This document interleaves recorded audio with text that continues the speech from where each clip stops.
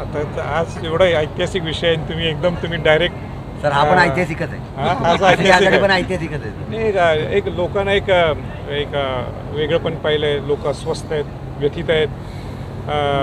तेच चालू आहे. कोण खुर्द आहे, कोण बुद्रुक आहे, यातच ती चर्चा आहे आज. बरं, बुद्रुक राहू देत, पण सगळं एकच विचार आहे. पण इकडं दुसरा विचार मांडायचा आहे आणि तिसरा विचार मांडायचा आहे. हा सगळा खेळ चालू आहे. आणि म्हणून लोकांना काहीतरी वेगळंपण पाहिलं आहे. लोकांना खऱ्या अर्थाने सुसंस्कृत महाराष्ट्र पाहायचं आहे. आणि म्हणून ही तिसरी आघाडी म्हणणार नाही मी. एक चांगला सुसंस्कृत पर्याय हा लोकांच्या पुढं समोर मी घेऊन मी म्हणण्यापेक्षा आम्ही सगळे महाशक्तीतली जी मंडळी आहेत आम्ही सगळे घेऊन आलो आहे. मला विश्वास आहे लोकसुद्धा विश्वास ठेवतील आणि एक चांगलं सुसंस्कृत महाराष्ट्र घडवण्यासाठी आमचा प्रयत्न आहे. पण प्रश्न चुकीच्या ठिकाणी तुम्ही विचारला. स्वराज्य पक्ष हा सगळ्याच जागेवर लढायचा आमचा प्रयत्न आहे. त्यामध्ये अनेक आघाडीमध्ये सुद्धा लोक बच्चू कडू आहेत, आपल्या प्रहारमधून राजू शेट्टी आहेत, अनेक लोक जॉईन व्हायला लागले. ते सगळे अजून बसून लाईन ठरेल. पण 288 हे टार्गेट डोळ्यासमोर. माझा प्रामाणिकपण गडकोट किल्ल्यांच्या बाबतीत सगळ्यांना कल्पना आहे. मग ते दुर्गाराज रायगड किल्ल्याचं असेल, संवर्धन जतनासाठी असेल, किंवा सगळ्या महाराष्ट्रातल्या किल्ल्यांच्यासाठी असेल.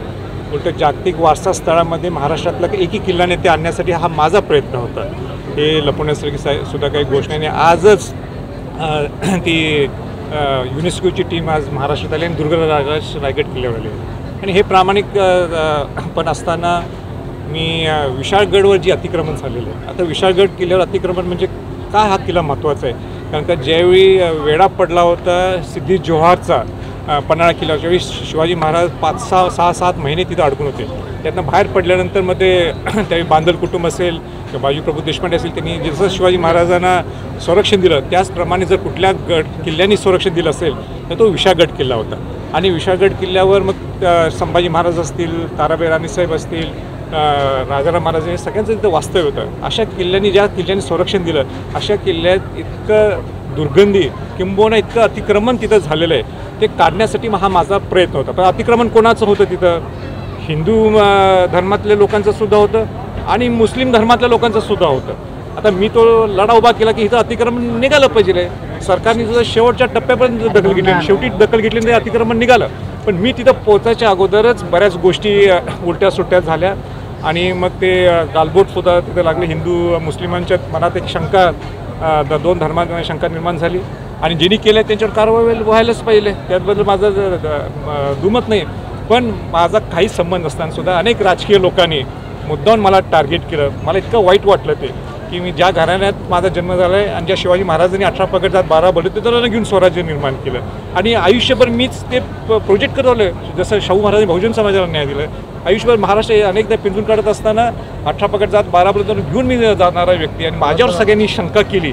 हे मला इतकं वाईट वाटतं आणि मला आजही आठवते की 8-10 दिवस मला झोप सुद्धा लागली नव्हती. म्हणजे शिवाजी महाराज हे धर्मावर निश्चित प्रेम करत होते, त्यात बदल दुमत नाही. पण ते धर्मांध हे केव्हाच नव्हते. त्यांनी सगळ्यांना मिळून घेऊन स्वराज्य निर्माण केलं आणि हे सगळं बोल आज शिवाजी महाराजांच्या पुतळ्याचं अनावरण होतं म्हणून ते मी एकदम भाऊक झालो.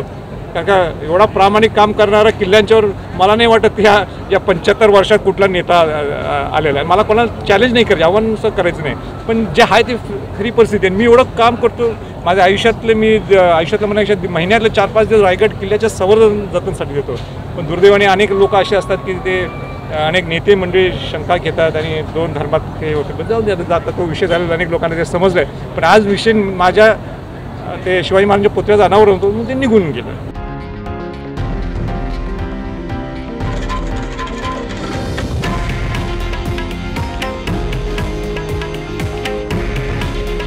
हे आहे देशातील नंबर 1 न्यूज नेटवर्क आणि आपण पाहत आहात TV9 मराठी. काळजी तुमची, हित महाराष्ट्राचं.